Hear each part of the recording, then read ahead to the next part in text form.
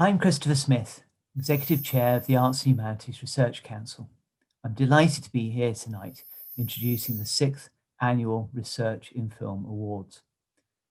Since 2015, RIFA has inspired researchers to think more deeply about how they share their work through film with the wider world. During the last 5 years, over 1,000 films have been nominated for RIFA, focusing on research from over 100 universities, and 25 prizes have been awarded, and another 5 prizes will be awarded tonight. Research in Film Award winners often go on to further achievements, from winning a BAFTA to having their work screened at high-profile film festivals. RIFA is often the beginning for many researchers and their film production teams, much like the research that it seeks to explore and share. Film's an amazing medium. It makes other places, other people, other times immediately and visually accessible. Never has this felt more relevant than during the COVID-19 pandemic, where many of us have found ourselves communicating with friends, family, and colleagues through a screen. Film has the power to bring us closer to others and their stories. In its own way, RIFA has pushed forward the boundaries of film too, resulting in some highly original work. Each year we have a special category that is topical and especially relevant to the year. For 2020, we've introduced 2 new categories. The Best Animated Film category recognises the fantastic work in animation that takes place in arts and humanities research. The Special Climate Emergency Film Award is a public category and covers the challenges that we face in tackling climate change and the future of our planet. Tonight's nominees also represent outstanding submissions to our Best Research Film, Best Doctoral or Early Career Film, and Inspiration Award categories, the latter of which also being a public category that anyone can enter. I'd like to thank the AHRC staff for their vital role in helping run these awards, our prestigious panel of judges for their time and support, our presenters, and most importantly, our researchers and filmmakers for taking part in the Research in Film Awards and for joining us here tonight. Your participation has made these awards possible. Thank you. I'm very excited to see which films receive awards tonight. So without further ado, I hand over to Sir Peter Bazalgette, Chair of ITV and UKRI board member. Let's see and enjoy the nominees and winners for this year. Thank you. Thanks, Christopher, and a very warm welcome to the Research in Film Awards, or RIFA, as the cognoscenti call it. I'm your host for tonight, Peter Bazalgette. Now, this isn't my first time helping to present the RIFA Awards, but it's the first time I've zoomed my way through it, so we'll do it together. Christopher mentioned just now the coronavirus pandemic and the many restrictions placed on our lives.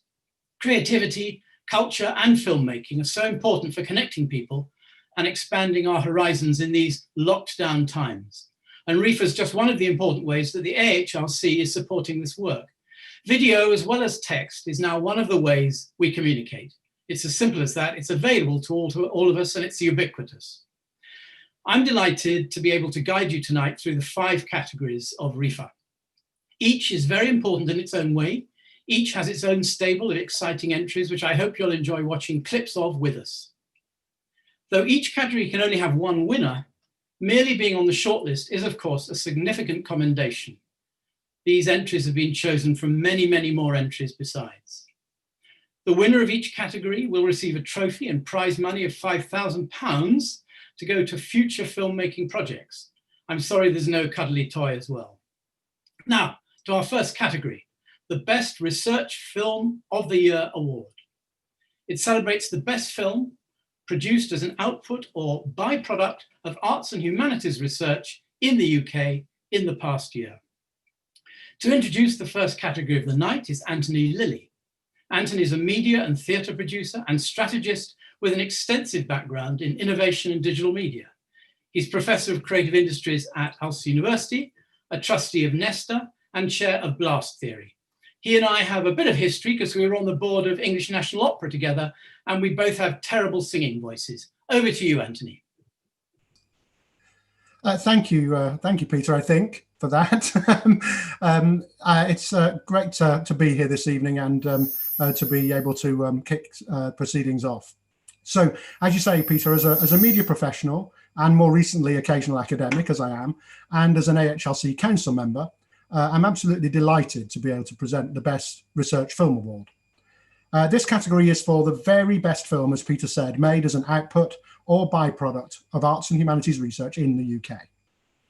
The films nominated this evening were felt by the judges to be excellently structured and shot, and I personally found each of them also to be technically very impressive. They are at times challenging and never less than thought-provoking, as all good research work, whether filmed or otherwise, should be. The category showcases research which is right at the forefront of its field. And these films both bring the work itself to wider attention and demonstrate the importance and value of arts and humanities research far beyond academia. The nominees for the Best Research Film Award are Blowback, The 9/11 Wars in Global Film, by Dr. Terence McSweeney of Solent University and George Lee. This film delves into the cinematic representations of the 9/11 conflicts, exploring how these wars were viewed and told by other cultures outside the United States. How Much Should We Pay Artists for Listening to Their Music? By Matt Brennan of the University of Glasgow and Graham O'Hara. This film contributes to the debate surrounding the payment of musicians, and it uses infographics to explore the fate of recorded music over time. Maus a Carne by Dr. Alexander Troutrims and Dr. Silvia Pinheiro. And this film tackles the state of modern slavery in Brazil, where an estimated 369,000 people are believed to live in slavery today. A short film about ice by Adam Laity of the University of West of England. This is a visually dramatic film poem that documents the journey of a cinematographer through the changing landscapes of the Arctic, exploring and reconceptualizing notions of the sublime in light of ecological crises and climate breakdown. And finally, Shelter Without Shelter by Tom Scott Smith of the University of Oxford and Mark Breeze. This film tells the story of what it was like for the refugees and humanitarian workers who lived and worked inside Berlin's large-scale emergency shelters following the 2015 summer of migration. Let's watch a short montage of the films. Cinema's beginning, right? That's the very moment of cinema's emergence. And it immediately starts to picture American military strength and might at the very same time that that military is becoming newly professionalized. So you see some of these early actualities of the Spanish-American War. They're often just simply pans across the majestic gunboat, a huge, big steel gunship. And they're a display of technology. They're a display of military power and technology. If we make a rough sketch of record sales in the United States, we see the earliest music formats were the wax cylinder played on a phonograph and the 78 RPM shellac disc played on a gramophone. We can see what appears to be big growth in the cylinder's popularity in the early 1900s, peaking in 1907 with 28 million units. discs overtake the cylinder a few years later. But if we zoom out, we see those numbers aren't so big after all. Como a escravidão continua existindo? Assim como nossa forma de produzir e consumir se modificou ao longo dos séculos, o trabalho escravo também. E parte desse processo foi ficar cada vez mais invisível aos nossos olhos. Segundo a Organização Internacional do Trabalho, existem hoje no mundo mais de 25 milhões de trabalhadores escravizados, e eles estão espalhados por praticamente todos os setores. No Brasil, a estimativa é de pelo menos 369 mil trabalhadores em regime de escravidão. How does one approach a landscape that is disappearing in front of our eyes? How do I use my camera to tell that story? If an artist is moved by a landscape, if it evokes memories and associations, even subjective ones, then this will in turn affect and move an audience. To be so moved by a landscape, one has to be open to the potential for being truly vulnerable in the world. It used to be for concerts and debates or whatever, and they changed this into a camp. There is no window to open, it's not allowed. There is just the air condition, so you have never fresh air. When you go in there, you can still see the markings of what it was before. The canteen has kind of nice features, and on the walls you can see pictures of old champagne dinners. So you get a sense of this strange history of what it was, and that juxtaposes very starkly with what it looks like now.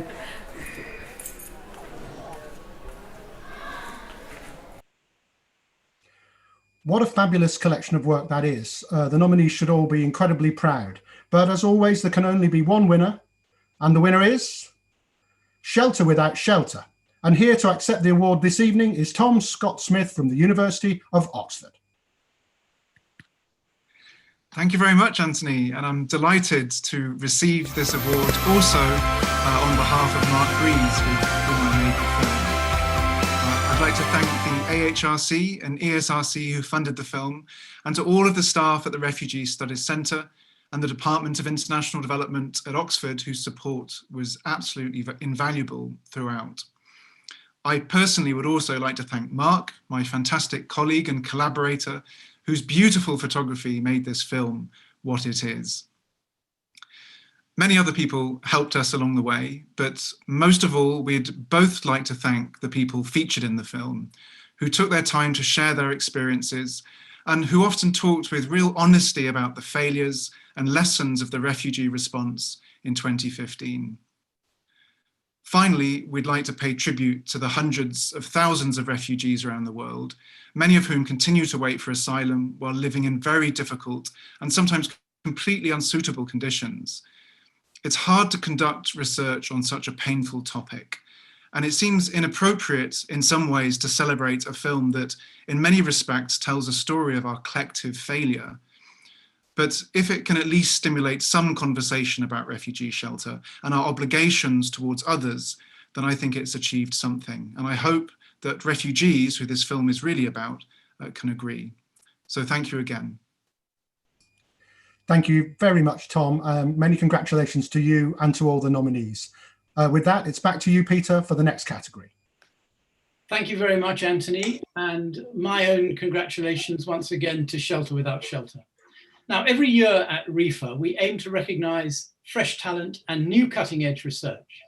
Our next category, the Best Doctoral or Early Career Film Award, celebrates the work of emerging researchers in the arts and humanities. Early career researchers are so important to what the AHRC does and funds and supports. They're the next generation of researchers. They're vital for ensuring that arts and humanities research continues well into the future. RIFA encourages these early career researchers to make their research more accessible so everyone can share in their new ideas and in some cases see their work taking place in front of their very eyes. To present this category tonight, we welcome Nandini Das Professor of Early Modern Literature and Culture from the University of Oxford, whose research explores themes and ideas relating to travel, cross-cultural encounters, migration, and belonging. Nandini is also one of the AHRC and BBC Radio 3's New Generation Thinkers, a scheme now in its 10th year, which aims to bring the best of university research and scholarly ideas to a broad audience through public engagement. Nandini, over to you. Thank you, Peter. I'm delighted to present the Best Doctoral or Early Career Film Award this year. This category represents the best films made by researchers at the beginning of their careers. The films shortlisted in this category showcase brilliant and innovative storytelling, but they also pose important social and cultural questions. Their variety in subject matter is testament to the breadth and diversity of the new arts and humanities research that is taking place today. The nominees for the Best Doctoral or Early Career Film Award are Voices Apart by David Heinemann from Goldsmiths College and Elvina Nevadauskaite in collaboration with Broken Island Films. This film follows the story of 3 Lithuanians as they reflect on the time when they first began to hear voices and relive life-changing incidents they have experienced since. A short film about ice by Adam Leahy of the University of the West of England.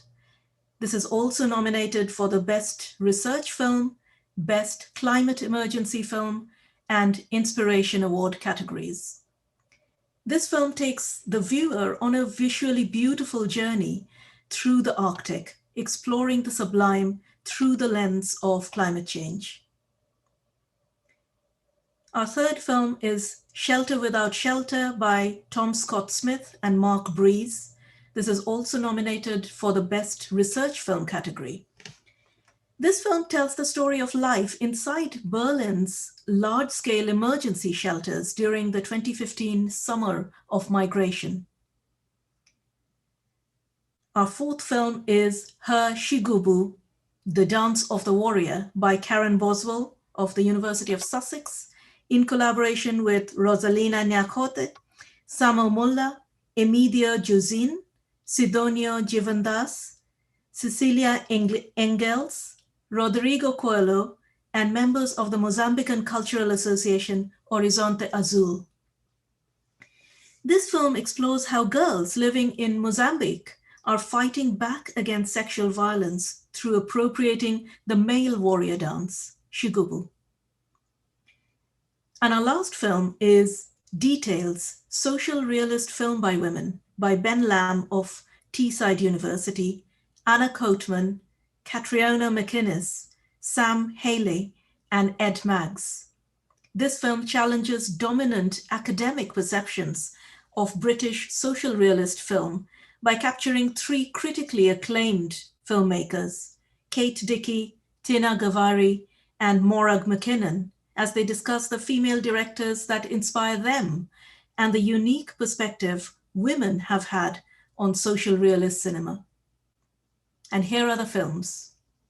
Tai va, ir po to jūs aišku, tas miego trūkumas, iš tikrųjų yra peilis, kuris pakerta viską.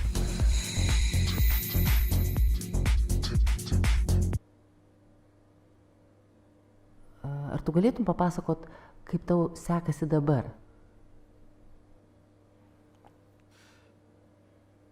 Pavyzdžiui, mano tėvas sėdi kalėjime už žmogžudystę ir atrodo, kad aš turiu apsaugoti save, namus, aš turiu apsaugoti šeimą ir net nežinau nuo ko ir tiesiog toks balsas man kartoja, kad jis tuoj ateis, jis tuoj ateis ir tokia paranoja kaip ir kyla ir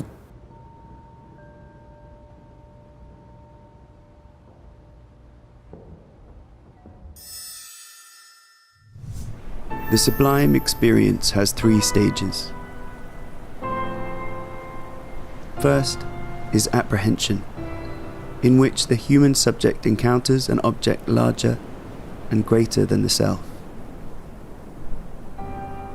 Second is awe, wonder, fear, even terror, in which the human recognizes the relative greatness of the object and the relative weakness or limits of the self.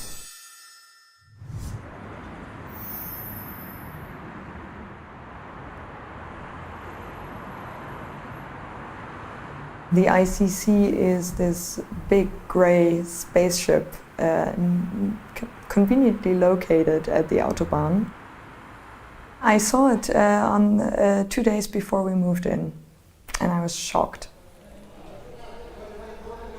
They're gigantic halls. It's 70s architecture, so there are hardly no windows. It's very designy when you go inside, but it's not a homey place.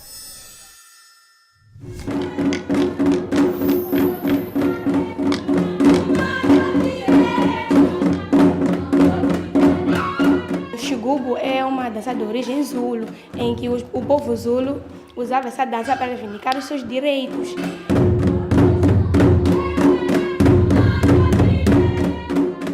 E nós estamos dentro de uma sociedade machista, em que dizem que o homem tem um poder acima de nós.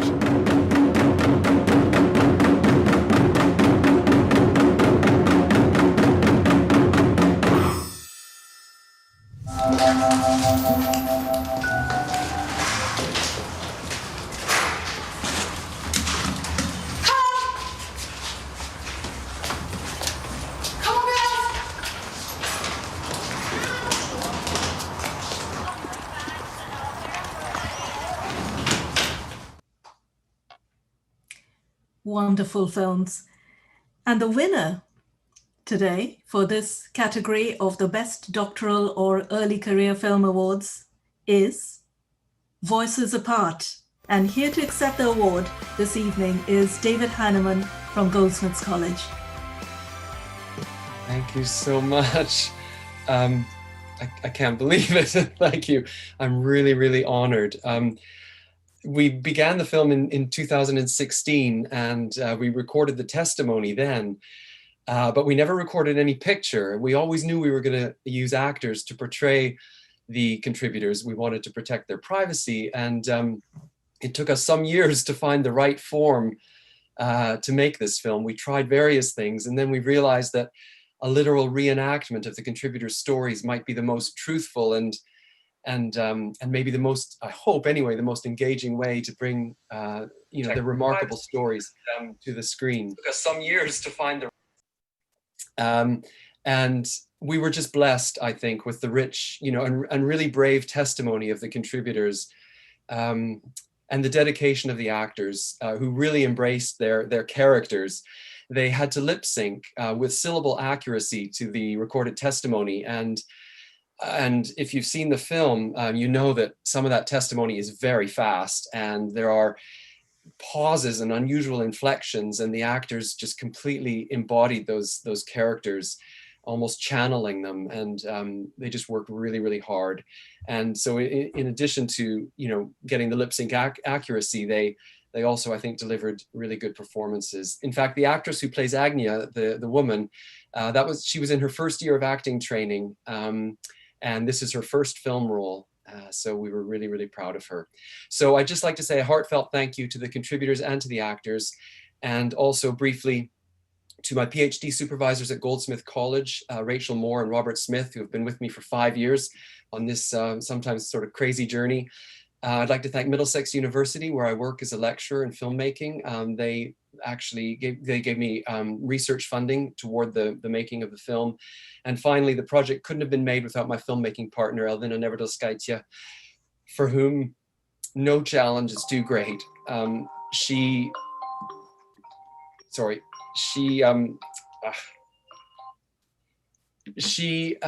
found the right-hand drive car with UK plates in Lithuania for 50 quid. She found a stop sign that we used to erect at a T-junction. She found a motorcyclist to act in the role in the film with his motorcycle, and for the price of a meal. She's just daunted by nothing. And more than that, she contributed her beautiful cinematography to these stories, for which I'm forever grateful. So thank you very much. Thank you, David, and many, many congratulations again. And I'll hand back now to Sir Peter Bazalgette again. Over to you, Thank you, Peter. Anthony, very much. And once again, congratulations to Voices Apart. Very nice to hear the world's press beating a path to your door on your telephone, David, even just after you got the news. So we look forward to the publicity that will flow from it. Now we're going to move on to our third award of the night, the Best Climate Emergency Film Award. This category is, of course, designed to enrage failed presidential candidates. I jest, but only a little.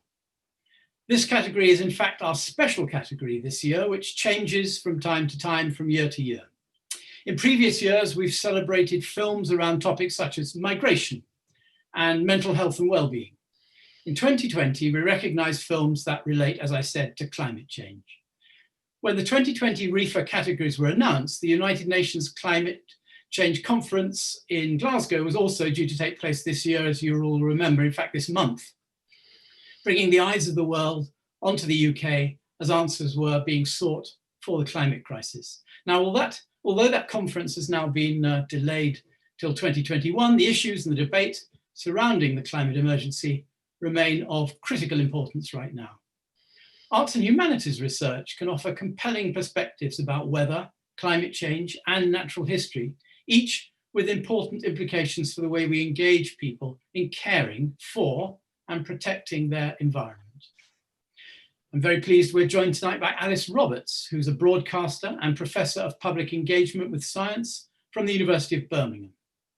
Alice's own research and work in television has shown us how humans have negotiated the natural world through time, and you'll know many of the programs she's contributed to. She's perhaps best known for her shows such as Time Team, Digging for Britain, Horizon, The Incredible Human Journey, Origins of Us, and Ice Age Giants. She was also one of this year's judges. Alice, over to you.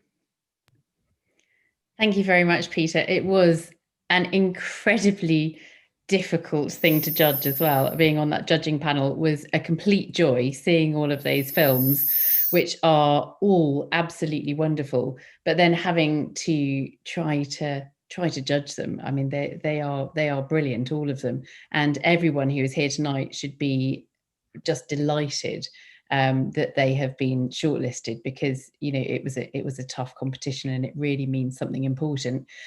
I think that film is one of the best means of communication that we have today. It really captures what we do best as humans in terms of communication, the visual and the audio together. And some of these films are incredibly powerful and very moving. So I'm really thrilled to present this year's special category, and it is the Best Climate Emergency Film Award. It was a public category, so anyone could enter, reflecting the fact that the climate emergency is an issue that affects us all. And the films nominated tonight all demonstrate how arts and humanities research can relate to climate change. We need to understand our impact on the rest of the natural world and our relationship with that natural world. If we're going to mitigate our impact, we need to understand why we've come to this point. We need to understand our motivations for making a difference in the future. If collective action is going to happen, and if it's going to be effective, and if we're going to adapt and be resilient in our human societies, then we truly need research in the field of the arts and humanities to dovetail with our research that focuses on the natural environment itself and physical processes. The arts and humanities will also provide us with the tools that build bridges between disparate areas of research and between researchers and society at large. And that's what these films are about, largely. Communication is absolutely essential. It is crucial to tackling the challenge of climate change. I've really seen few examples. I can't stress this enough because I've seen a lot of films, but I've seen few examples of communication that are as powerful as the films that are shortlisted in this category. The nominees for the Best Climate Emergency Film Award are To Be a Mama by Ed Owls, Farhana Hoque and Alison Rupa, and also nominated for the Inspiration Award category. This film paints an evocative picture of the Mama people. They're a minority Indigenous people living in the Bangladesh-Myanmar border who are facing mass migration into their ancestral lands as a result of climate change. In Hot Water by Gemma Woodham, from the Cabot Institute for the Environment, University of Bristol, in collaboration with Raoul Loaiza Muro, John Spall, Andy Friars, Moya MacDonald, Erica Stockholm, and the Cascada project team. This film raises awareness of the accelerating glacier retreat in the Andes, which is poisoning the lakes and rivers that supply drinking water to over 250,000 people. Common Heritage by Emma Critchley, in collaboration with Eleanor Hill, Sergio Vego Borrega, Nicholas Becker, Lucy Railton, and Stephen Smith. This film draws its inspiration from dystopic science fiction narratives to offer an urgent response to the rush of deep sea mining for rare earth minerals. A Stork's Journey by Benjamin Dix, Positive Negatives, Max Planck Institute of Animal Behaviour. This film invites the audience to fly alongside white storks as it explores stork behaviour and their migration patterns from Germany to Sudan. A short film about ice by Adam Laity, University of the West of England, also nominated for the Best Research Film, Best Doctoral or Early Career Film, and Inspiration Award categories. This film captures the cinematographer's journey through the Arctic as he documents the impact of climate breakdown and explores the notion of the sublime. And here are the films.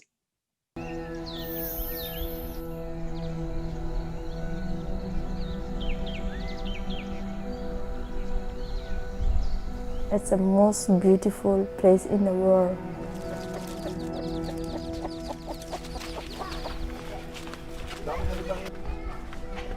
It's different from Bangladesh. 13 ethnic community staying here, living here, surviving. I feel sometimes that I'm different of another princess. Future is very difficult for Mama community. Also, Bumang Raj family. Before we have lots of power. Now it's different. The glaciers in the Cordillera Blanca, they sit on top of these rocks which are very metal rich. As the glaciers are retreating, they are exposing those rocks in front of them, they get washed by the rain, they're open to the atmosphere, the metals get dissolved out of the rocks and that process produces acid, so the rivers are becoming acidic and very metal toxic. What we don't know is which rivers that's going to happen to, which rivers that's not going to happen to. So what we're hoping to do through our project is to produce a vulnerability map for that whole region for the water resource managers so they can see which rivers are going to be a problem as the glaciers retreat, which ones we don't think will be a problem.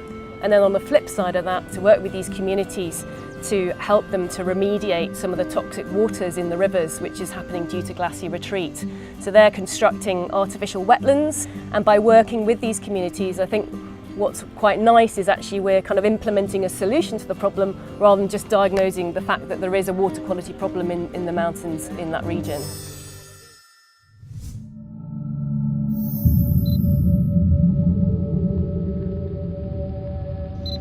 Mr. Merrow has attempted conservatively to calculate the reserves of metals in the manganese nodules of the Pacific Ocean.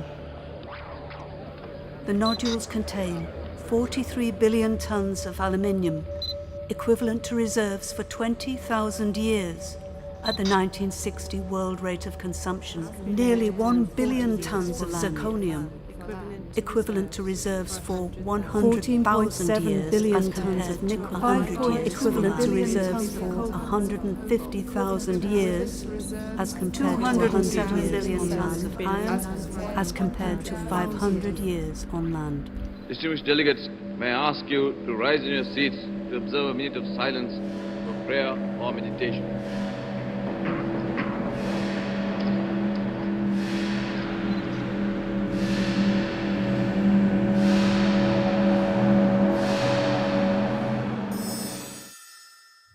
Once upon a time, in the emerald fields of Germany, two scientists found a little stork with snow-white feathers tipped black as coal.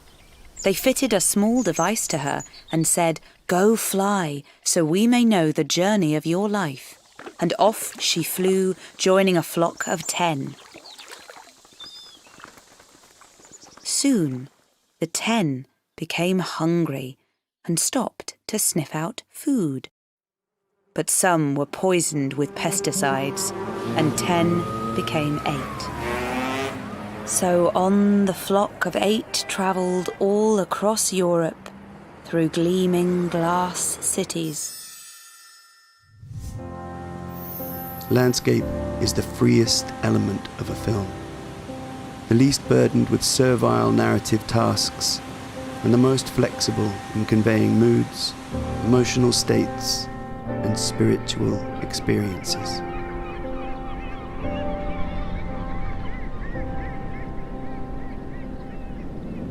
The Arctic is a landscape gouged and carved by ice. My senses are overwhelmed by the sheer scale and spectacle of the places I find myself in. And the winner in this important category, producing a film that I think will have a real impact, is a short film about ice. Here to accept the award this evening is Adam Laity from the University of the West of England. Adam, congratulations.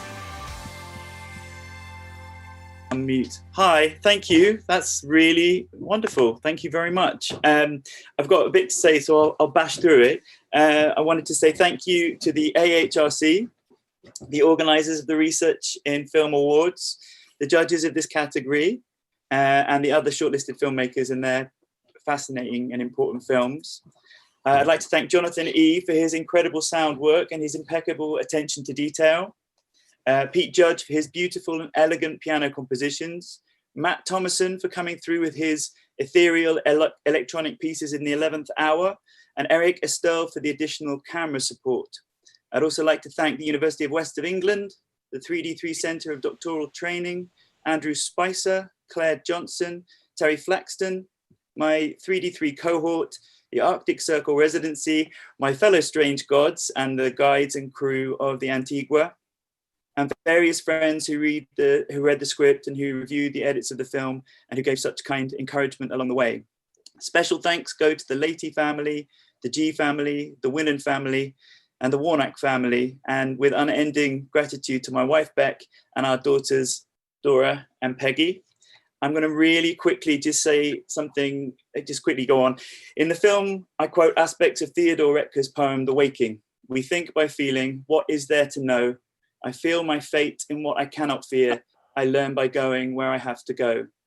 Learning by going and thinking by feeling is exactly what practice-led research is concerned with, and specifically why it has such an important role to play at this time of climate breakdown.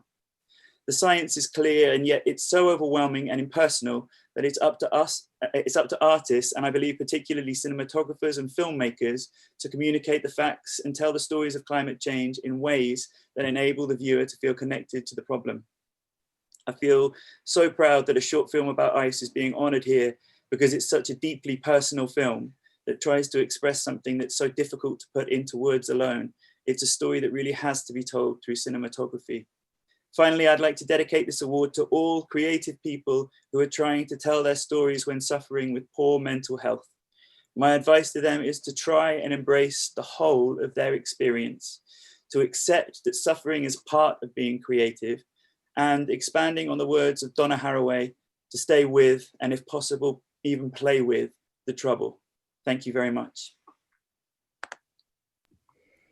Huge congratulations, Adam. It's such a beautiful, powerful film, incredibly evocative, and I think it will continue rippling out and creating a real impact. And I look forward to seeing more of your work in the future. And for now, back to Sir Peter. Thank you very much. Thanks, Alice, for that, hosting that category, and many congratulations to Adam and a short film about ice. I do think Adam possibly deserves a special award for patience as well, because he was nominated in the first 2 categories and he sat there quietly with his daughters and his cat from time to time, giving him moral support. And finally it came through for you, Adam, so congratulations, we're delighted to see that. Now we'll move on to our 4th category this evening, and it's the Best Animated Film Award.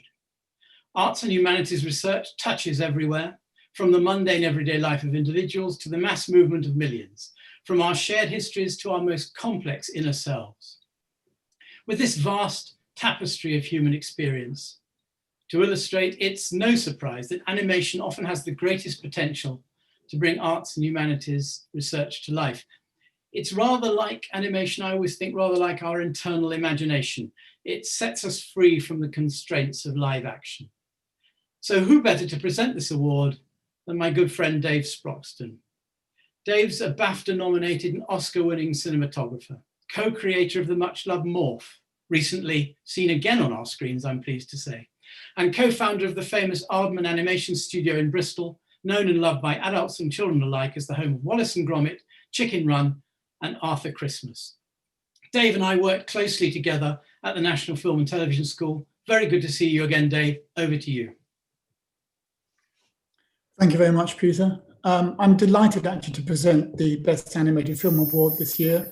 It's a new category for 2020, and of course it recognises films that have creatively used animation to tell stories and explore ideas in art and humanities research. The films nominated this evening are broad in subject matter and style, and were shortlisted because they all demonstrated creative, powerful storytelling, raised thought-provoking issues, and revealed impressive technical ability. The nominees for the Best Film Award animated films are Bathroom Privileges by Ellie Land, Rupert Williams, Emma Parsons, and Zoe Llewellyn. This is an animated documentary that explores the difficulties people face in accessing public bathrooms and presents this space as a place of negotiation of power. The second film is What Will You Do Now, John? By Pooja Potikulam, in collaboration with Simon Gape, Tony Fish, Michael Koderich, Carl Minns, Claire Cox, Paris Rose, Glenda Clegg, Miles Fleet, Neil High, and Lauren Fleet. And this film charts the history of John, whose wife has left him, and uses animation to explore Brechtian alienation theory, human behavior, social isolation, and individualism. The third film, Just Like Our Lives, is made by Dr. Charlotte Dean and Dr. Lisa Hull in collaboration with East Riding of Yorkshire Children in Care Council and My Pockets Arts. This film follows the educational experience of children and young people in care and addresses the need for improved teacher training to minimise the difficulties faced by these students. And the fourth film is The Adventures of Alice in Typhoid Land by Klaas Kirchell, Dr. Samantha Vanderslot, and Ben Layton. The film documents the evolution of typhoid incidence and control since the 1850s through the lens of Alice Liddell, of course, of Alice in Wonderland fame, whose family were repeatedly afflicted by the disease. And the fifth film is Atlab Ali and the Battle of Brick Lane by Diwaz Bisht, Dr. Emily Keithley, and Kaza Rukhsana Begum. And this film tells the story of the racist killing of Atlab Ali, a young Bangladeshi migrant in East London in the 1970s, and how his murder mobilized the community to take a stand against racism. So let's see some clips from these films.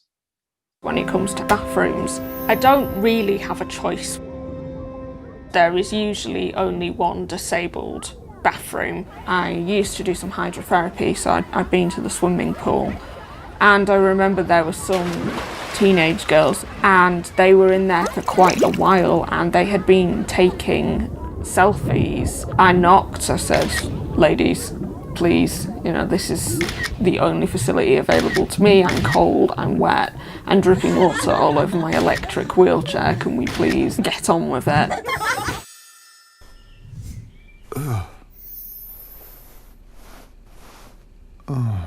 The next day, he went to work as usual.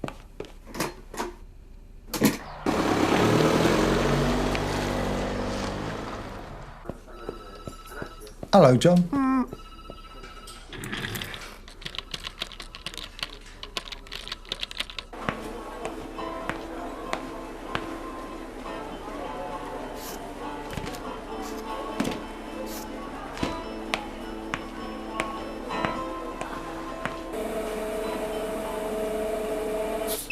We're moving in together in March. No. I can't wait.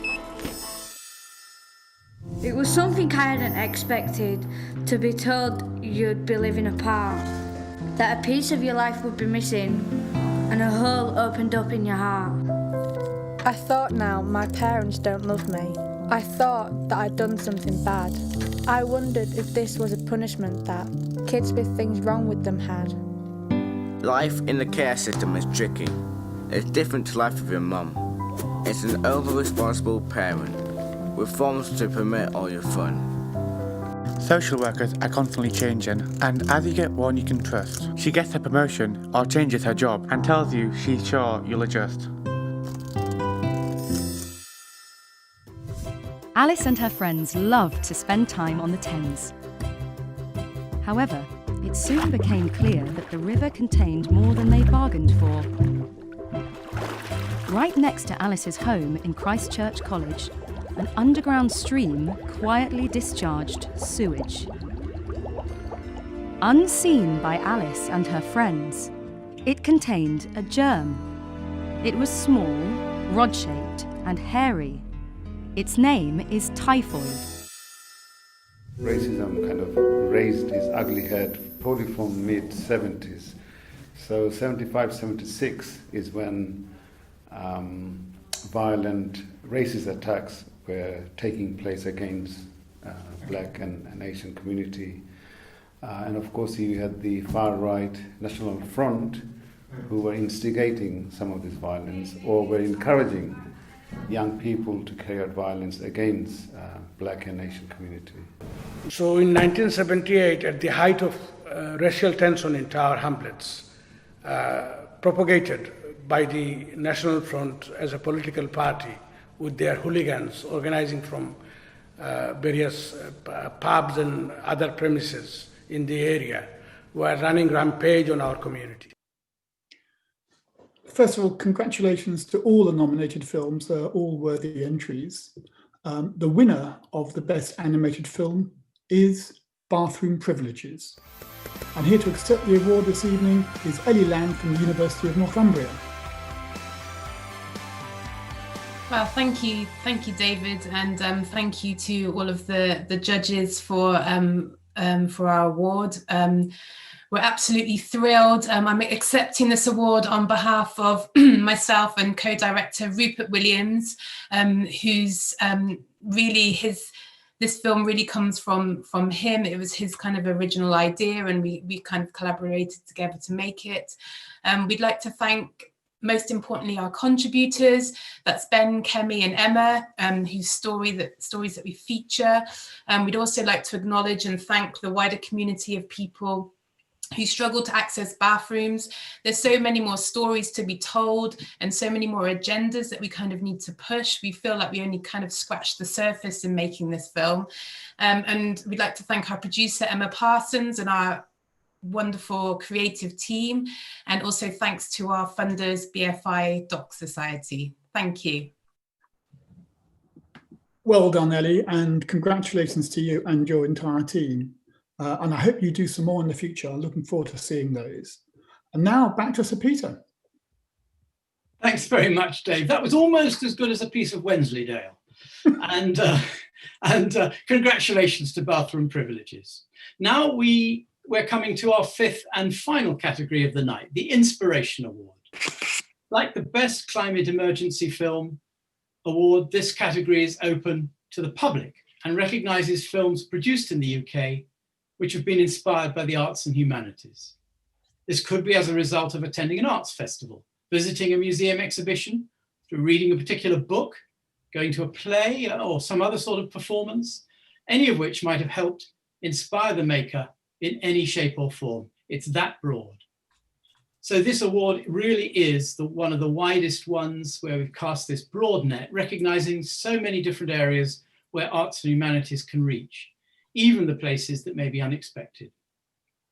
To introduce this final category, I'm really pleased we've got broadcaster and chief film writer for the Financial Times, Danny Lee. Danny's worked in film journalism for more than 20 years. He's well known for co-hosting BBC One's film programme. He was previously senior curator of fiction for the BFI National Archive, and he helped launch the educational charity Into Film. Danny, take it away.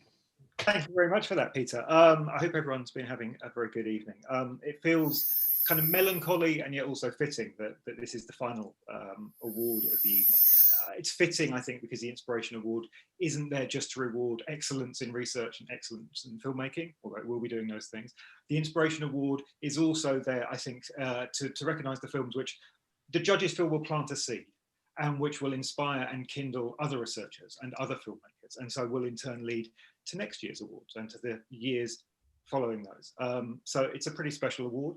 The nominees for the Inspiration Award this year are a short film about ice by Adam Latey from the University of the West of England, also nominated, as you will be aware, for the Best Research Film, Best Climate Emergency Film, and Best Doctoral or Early Career Film categories. It's a beautiful film exploring the climate emergency in the Arctic. Also nominated is To Be a Mama by Ed Owls in collaboration with Vahana Hoke and Alison Rooper, also nominated for the Best Climate Emergency Film category. This film explores the impact of climate change on the ancestral lands of the Mama people on the Bangladesh-Myanmar border. Then we have Sounds Like Harlesden by Nathaniel Telemack, Sakina Hudson and Kalina Blades. This film is an audiovisual essay exploring the unique multi-ethnic neighbourhood of Harlesden in London, questioning our everyday environments and life experiences. I grew up in Shepherd's Bush, so Harlesden means a lot to me as well. And we also have Nobody's Metaphor by Anna Sova and Remy Sova in collaboration with Rahil Mohammed and Emily Mason. This film follows a group of Muslim girls and young women of colour as they embrace fencing and poetry for the first time. These two physical and communicative activities help them gain confidence, explore their identities, and challenge the stereotypes that young women face. And here are the films. The events set in motion by global warming have a more intimate connection with humans than the climatic phenomena of the past, because we have all contributed in some measure to their making.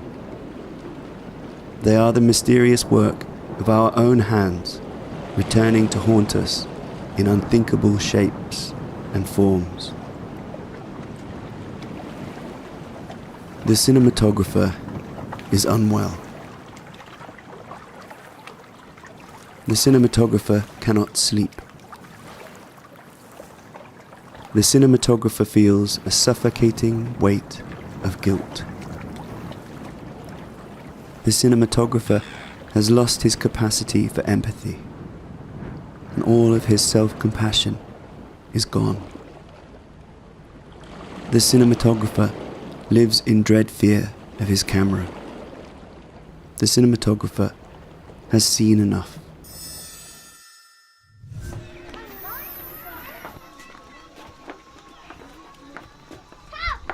চির আবহমান এই নদী থেকে আমি খুঁজে পেয়েছি আমার পূর্বপুরুষের প্রকৃতির সৌন্দর্য থেকে আমার গানের সুর, গানের কলি, গানের কথা সবকিছুই উঠে আসে সেই প্রকৃতির মধ্য থেকে এবং বিকজ এটা হচ্ছে আমার জন্মস্থান এবং এখানে অনেক অনেক ধরনের মানুষ থাকে।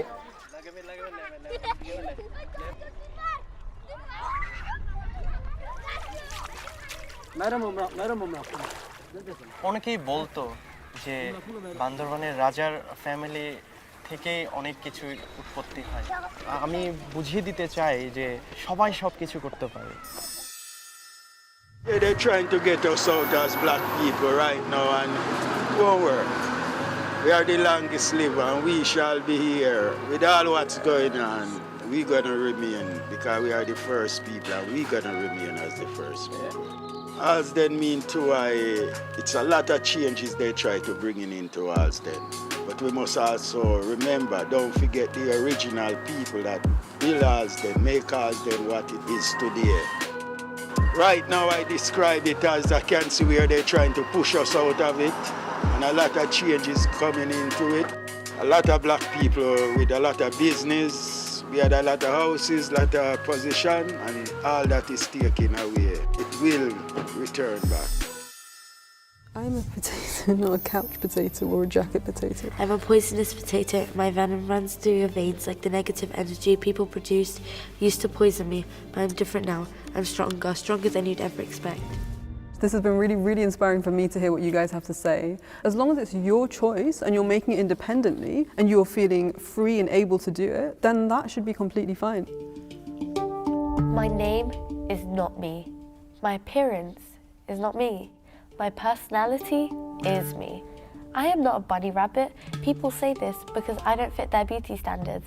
It makes me feel insecure when people say those harsh things. I am as funny as a banana-obsessed monkey and as creative as an architect. My life is a blank canvas, and I am here to place it upon an easel and paint.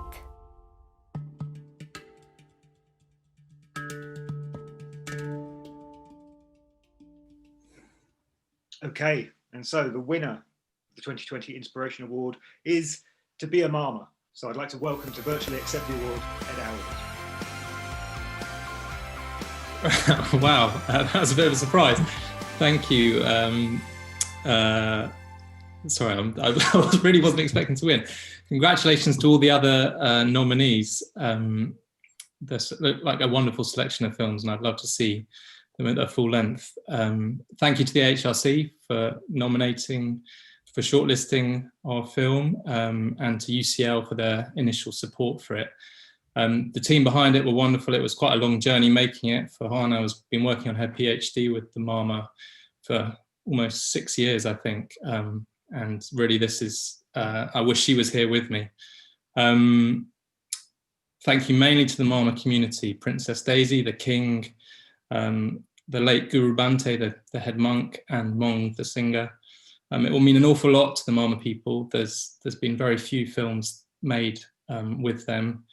And I know they'll be super excited to hear this news, and no doubt will be celebrated with a lot of rice wine, their favoured tipple over in Bangladesh. So thank you very much. That's amazing. Thank you, Ed. Congratulations. I think all of us can probably deserve a rice wine by the end of this evening. I'm going to leave you back in the capable hands of Peter. Congratulations to all the nominees, and again to Ed Owls, our winner. Thanks very much, Danny.